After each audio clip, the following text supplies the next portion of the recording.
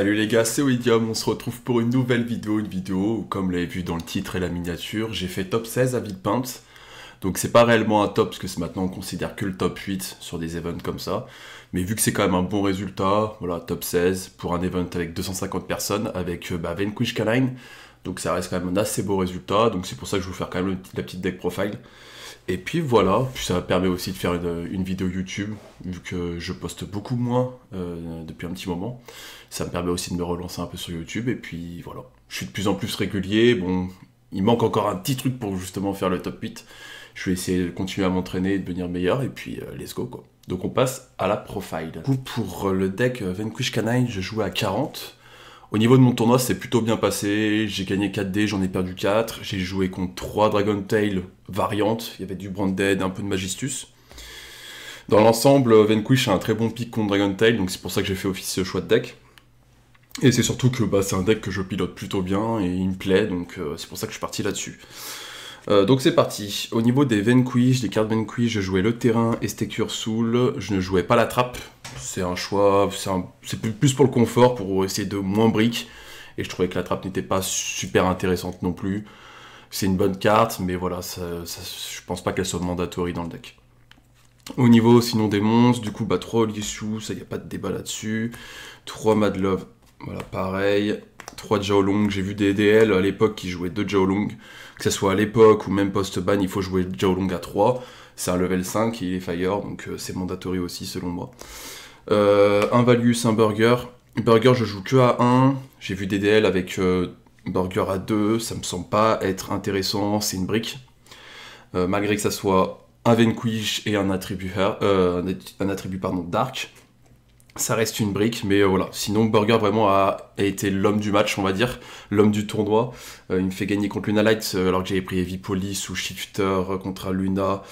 Du coup, je le burn 2 fois, je gagne. Et contre un match contre Petit Jean, si vous connaissez, sur lequel il me fait gagner parce que je le burn, et du coup, ça me fait gagner la game. Donc voilà, là, franchement, l'homme du tournoi. Burger, un bonhomme. Ensuite, un Razen. Voilà, quand tu l'open, t'es content, et même quand tu l'open pas, que t'es Go 2 et que t'as ton Fire Dark, t'es content de pas aussi l'open, justement pour pouvoir le spé sur Olishu. Au niveau des canines, j'ai joué 3 cases. J'ai préféré jouer 3 cases parce qu'à l'époque j'en jouais que 2, je manquais de consistance, et là maintenant à 3, c'est vrai que je brique beaucoup moins, presque pas en fait d'ailleurs. Et donc du coup, c'est assez agréable quand même. La Quick Spell main deck, alors j'ai dit plutôt que je voulais minimiser les briques, pour le coup, oui c'est une brique, mais il me semble indispensable pour le Go First, pour le renforcer. Et en fait, vu qu'on a quand même pas mal de canines, si on veut jouer sous Fuva, je trouve que c'est une bonne alternative de faire draw 0 son adversaire et de se créer 2 interruptions. Et en plus, elle a un petit effet quand même sympa que dans le grand game, en fait, à la fin de la battle phase, tu peux la reset, et ça reste assez intéressant pour le coup. 3 Izuna, c'est la meilleure end-trap pour contrer Dragon Tail selon moi. Parce qu'elle te crée un Nixis qui dit qu'il n'est pas targetable. Du coup, un Lupis, un Lanterne. Pour moi, les ratios sont classiques, j'ai pas besoin de plus expliquer. Au niveau de Norrois, j'en joue que 2. J'ai vu beaucoup d'elles jouer Norrois à 3. Alors pareil, mon argument, c'est que on a plus de chances de tomber sur du Fuva main deck que du Droll main deck. En fait, Norrois fait un travail formidable contre Droll, mais est extrêmement mauvais contre Fuva.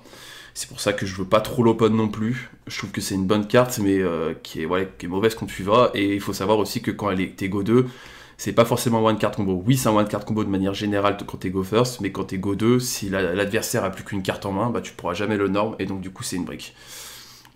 Au niveau du coup Joku, 3, pareil, ça c'est pas besoin d'argumenter, c'est vraiment trop fort. J'ai décidé de jouer 2 Bestial main deck, ce qui a été plutôt au final un bon choix. Je pense que Bestial actuellement c'est plutôt ok. Le seul match-up qui est vraiment où tu vas pas vraiment faire grand chose, c'est Dragon Tail, mais vu qu'il y a des variantes branded et tout, tu arriveras toujours à le spé et à te faire du body, sachant que Magnamut peut tuto Valius, donc ça reste toujours intéressant. Et contre Yumi, c'est vraiment extrêmement fort, parce que du coup si tu tuto Valius, t'as des dodges au terrain et t'as des dodges au monstre Cookie qui te met face down, et puis même contre Mitsurugi, c'est extrêmement fort. Du coup moi je joue Shifter main deck, pareil, je pense que le seul match-up où t'es un peu chiant d'avoir Shifter en main, c'est contre Mitsurugi variante, mais sinon contre tous les autres match-up t'es content d'avoir Shifter. Enfin, je parle des match-up méta. Du coup, après, je jouais 3 Fuva, parce que c'est trop fort dans ce deck. Je pense que c'est l'un des decks qui joue mieux, enfin, qui exploite le mieux Fuva. Ensuite, on a 3 H, pratiquement une carte d'engine, hein. Et ensuite je jouais ces 3 spells, renfort, bon ça j'ai pas besoin d'expliquer, et TTT Call by main deck, parce que j'ai toujours joué TTT Call by main deck, mais surtout que là actuellement je trouve que Call by est très fort, parce que y a Fimena qui se la prend, que sur Mitsurugi t'es content de l'avoir, et TTT parce que je pense qu'on est actuellement plus dans un format end trap que board breaker encore actuellement, et donc il y a plus de chances que mon TTT se proc. Voilà, donc pour le main deck, 40, et on est bon. Au niveau de l'extra deck, j'ai pas vraiment eu de choix compliqués, on va dire, je vais vous expliquer un petit peu. Au niveau des canins, je jouais 2 Reapers, c'est surtout pour le grand game, pour pouvoir en avoir une encore en plus, j'aime bien, c'est vraiment cool. Un loup-garou et un Jax. Jax parce que déjà il peut pop une carte, dans certaines situations c'est vraiment intéressant avec Izuna. Pareil pour la quick spell, en fait si tu, au lieu de spé loup-garou, que tu spé Jax, ça veut dire que tu as une pop avec la quick spell plus une pop avec Jax, ce qui est quand même des fois convenable, et quand t'es contre un deck qui a du mal à créer des bodies, et que, par exemple, je pense à Yumi par exemple, des fois c'est plus intéressant de faire Jax que loup-garou, pour lui gérer les bodies sur le board. Ensuite, je joue un package Nash, avec du coup, ça, et le package 104.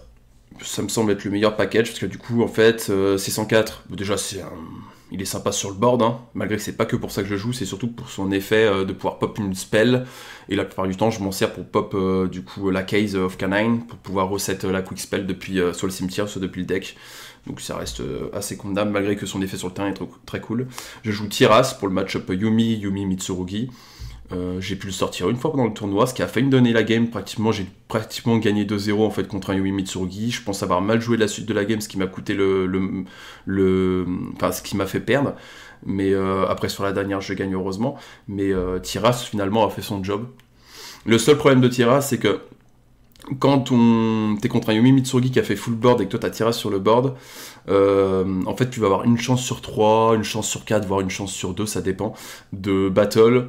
Tu vas battle son Herald, fin de battle, tu dis effet, tu targetes une de ces 7. Si tu tombes sur la piège, tu vas pouvoir faire Zeus et clear le board. Et même si tu touches pas la piège, en soi, ça veut dire qu'avec Tiras, tu auras battle Herald, tu auras détruit une 7, n'importe laquelle. Et avec Zeus, tu auras géré du coup la piège Mitsu. Donc ça veut dire qu'en une carte, juste avec Izuna, tu gères 3 interruptions quand même assez importantes. Donc pour le coup, j'aime vraiment bien Tiras pour ce match-up là. Ensuite, je joue Rox et Zeus.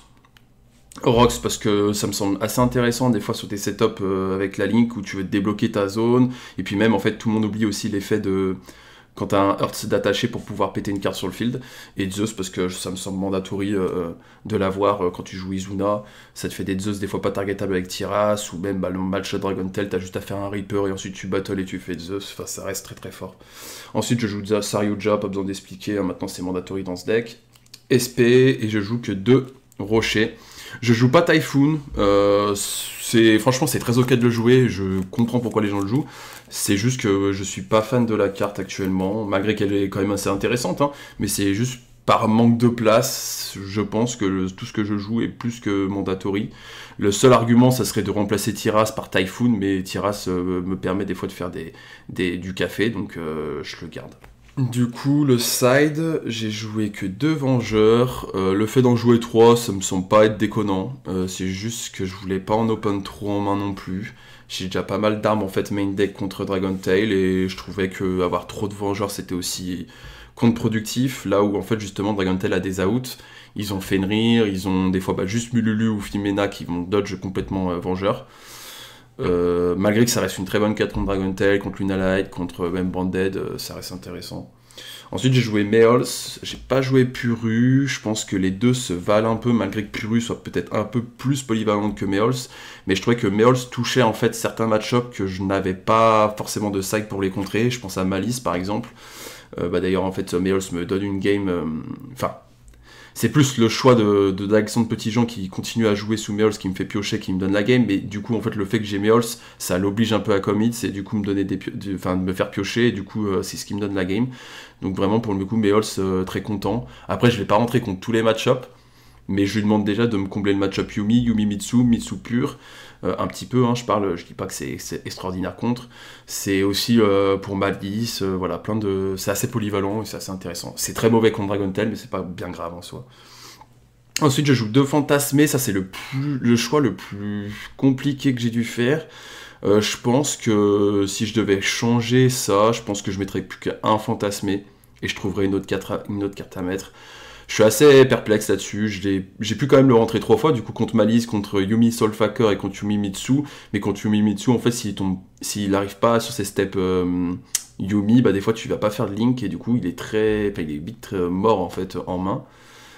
Contre plein de match-up, il peut pas être très utile. Donc je sais pas, je trouve que c'est 2 places de perdu, mais d'un côté, la carte est vraiment intéressante contre Yumi, et donc du coup ça m'embête de pas la jouer. Mais voilà, du coup je l'ai laissé quand même, et je continue à test, peut-être avec un seul fantasmé, mettre autre chose à la place. Ensuite je jouais 2 belles, je suis pas fan d'en jouer 3. Je trouve que en fait la carte est très forte dans le format, oui, mais je la joue en side parce qu'elle est quand même très situationnelle. Elle touche pas non plus tous les match-up, malgré qu'elle touche en fait les match-up, on va dire, principaux, que ce soit Yumi. Bon, Yumi ça tape pas énormément, mais ça le tape quand même un peu. Mitsu et Dragon Tail, c'est assez intéressant contre tous ces decks-là. Le problème, c'est que ça tape pas assez fort. Et donc du coup tu utilises une carte quand même pour arrêter sur des steps un peu légers. Contre Dragon Tail c'est vraiment intéressant sur les traps, ça y a rien à dire par contre. Mais du coup jouer 3, je sais pas si ça vaut vraiment le coup d'en avoir 2 en main, c'est un peu dangereux quand même. Et puis c'est pas le meilleur attribut pour Vanquish. Ensuite je jouais 3 drolls, j'ai joué pas main deck. Ça c'est plus un choix, ça me semblait fou de jouer droll main deck alors que Dragon Tail allait être selon moi plus présent que le reste. Et ça a été le cas d'ailleurs, je pense. Et du coup, très content de l'avoir laissé en side. Et voilà. Du coup, ensuite, le monoplumo, très utile. Je pense qu'il est quand même mandatory, malgré qu'on soit pas non plus dans... Enfin, c'est pas non plus la meilleure carte, dans le sens où Mitsu va pouvoir se protéger avec la piège, et Dragon Tail aussi va pouvoir se protéger avec sa piège. Mais en fait, sur des combinaisons de cartes, elle est vraiment intéressante. Ensuite, j'ai décidé de jouer 3 trappes différentes du coup de ce que je jouais avant, parce qu'avant je jouais 3 barrières dim. Puis maintenant je joue Parfum Anti-Magie, Jugement Solennel et Zerkenbi. Je pense que le choix le plus compliqué c'est Zerkenbi, qui selon moi me semble pas être du tout la meilleure option dans le format, parce qu'il y a plein de decks qui sont un peu combinés à des engines, et donc du coup ils vont très facilement faire une SP pour gérer la carte. Et puis même avec Yumi maintenant, ils peuvent très facilement la gérer. Mais d'un côté, en fait, c'est plus l'argument de se dire que ça, qui va ralentir le jeu, me faire gagner un tour potentiellement, et si j'ai un board suffisant, en fait, c'est du win-more, en fait. Mais d'un côté, ça bloque le jeu, et moi, ça me touche pas du tout. Et donc, ça me permet de survivre très facilement, et donc c'est quand même intéressant. Pour les 2 autres, je pense que vraiment, j'ai été très content. Quand tu touches anti-spell, t'es vraiment content, surtout contre Dragon Tail. Dragon Tail, le seul bémol, c'est que des fois, ils vont avoir les monstres, ils vont avoir la main parfaite pour jouer sous anti-spell, et ils vont te le péter avec Urgula. Mais ça reste des setups bizarres où il faut vraiment qu'il open aucune spell et que t'aies rien pour te défendre de tout ça. Et jugement, rien à dire dessus, vraiment la carte est exceptionnelle. Voilà, c'est tout. Je suis assez content de moi, du coup, de ce tournoi-là. J'ai perdu du coup contre un Yumi Soulfucker et j'ai perdu contre Ludovic de la Ares, d'ailleurs qui est super sympa. Mais du coup, ça s'est plutôt bien passé, assez content de moi quand même. Évidemment, j'aurais préféré faire un top 8, mais bon, c'est des choses qui arrivent. On va essayer de donner le maximum pour l'open, et puis de faire mieux. J'espère que cette deck profile vous a plu, et puis je vais essayer d'être un peu plus régulier, comme je vous dis à chaque fois, j'essaie de plus être régulier, mais ça prend énormément de temps de faire des vidéos entre les montages et tout, donc voilà, je vais essayer de faire mieux. Et puis on se retrouve très vite, que ça soit sur YouTube, et puis si vous me croisez sinon en tournoi ou à l'open ou quoi, n'hésitez pas à venir me parler, ça me ferait plaisir d'échanger avec vous. Et puis voilà, sur ce, j'espère que cette vidéo vous a plu, laissez le petit like, dites-moi dans les commentaires ce que vous avez joué si vous y étiez aussi à Villepinte, et puis peace.